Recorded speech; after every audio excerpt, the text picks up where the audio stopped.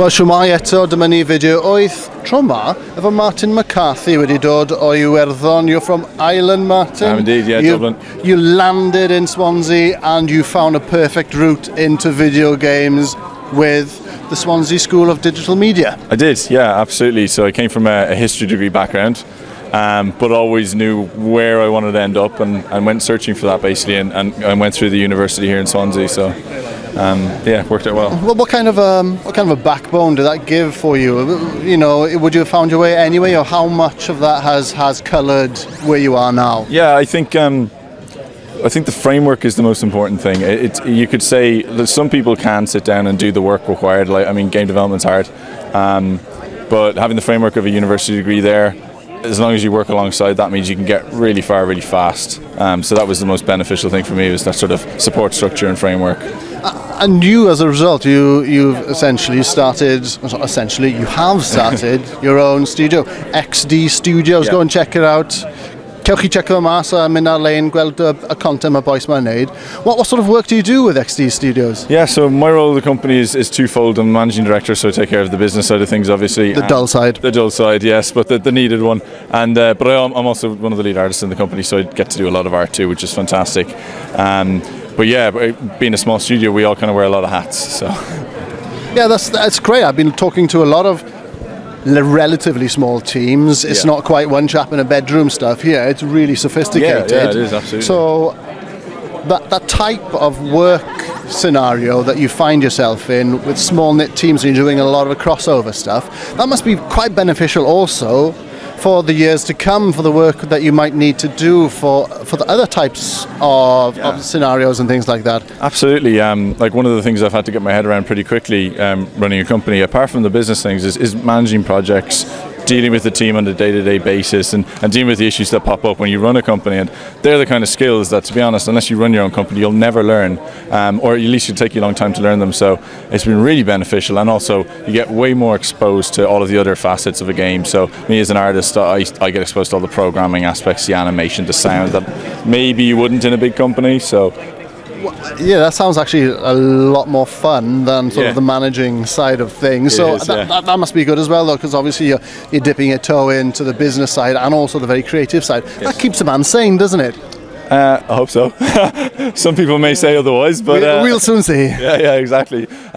Yeah, no, I mean, in all seriousness, I think it does, because you know, if I've got a morning full of meetings and my head's a bit wrecked at the end of it, I come back and I get to dive into doing art, and you know, it's quite a therapeutic process, so it helps. Well, talking about art, let's talk a little bit about the content that you have on show today. Yeah. You've got something on the big screen, Manic Mondays, tell us about Manic Mondays. Manic Mondays, yeah, so I'll quickly give you the synopsis. Basically, we as a studio, we do game jams every single Monday, and the reasoning behind that is, you know, there's a million reasons, but the main one is that we get to follow our passion. We get to make games every week. We release them. Sometimes it takes 2 weeks, 2 Mondays, you know, just to push it. But we get to make mistakes. It doesn't financially cost us to make those mistakes. We release games, we get feedback, we get critique, we get to challenge ourselves. Everyone in the studio gets to say, hey, I'd like to make this game. And everyone goes, okay, yeah, that sounds great, why not? So we throw a Monday at it. And we've been doing it a month. It's not a long time, but there's 2 games out, another one coming out next week. So it's very impressive stuff, and of course you're only actually 6 months old anyway. You, of course. Yeah, no. That would be remarkable. Yeah. So that type of your early months, getting so much content out already, you must be very pleased, very impressed with your own team. Yeah, no, the team's fantastic. We've had the commitment required for a startup is pretty heavy, and we've been lucky in the team we have. And after 6 months to be in a position where we've got a number of titles out, a number of other titles in development, you know, people really looking at us as a studio as opposed to, you know, just a group of guys making games, it changes how you think about it going to work every day as well, because if you feel legitimate, which is, I think, important. So what kind of platforms are you appearing on? Yeah, so at the moment we're fairly mobile centric, so it's iOS, Android, Facebook. But one of our flagship titles that we'll be going forward with over the next 2 years is a PC-centric title, and that's a title aimed at like tackling STEM subject update in schools, but also skills gap, that kind of thing. So it's a little bit more, a little bit more towards the real world than space shooters and that kind of thing. But no, that's interesting as well. Yeah.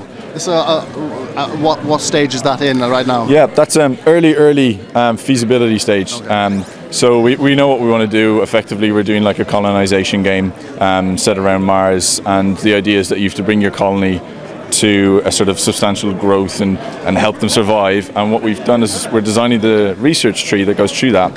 Every node of that research tree will be linked to a real-world technology being researched in the UK.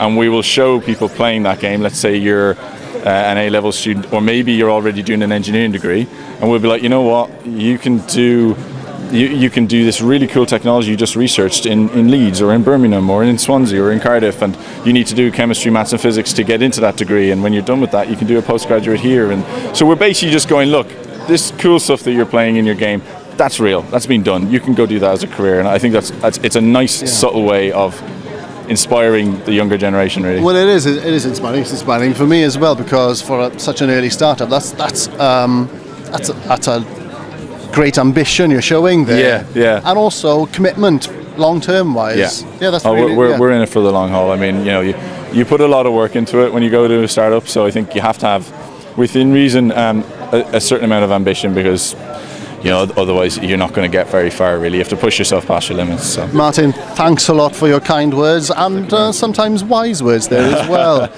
What da chi wedi clywed popeth fan hyn? Da ni wedi gweld wrth gwrs bod cwmnïau yn gallu cychwyn ac yn tyfu o Gymru dim ond trwy dilyn eich breuddwydion, mynd i Abertawe, mae pobl yn gwybod beth mae Abertawe breuddwydion yn gweud, ond dyma ni, XD Studios yn dangos i ni bod popeth yn bosib yng Nghymru. Daf Prys yma i Fideo Wyth.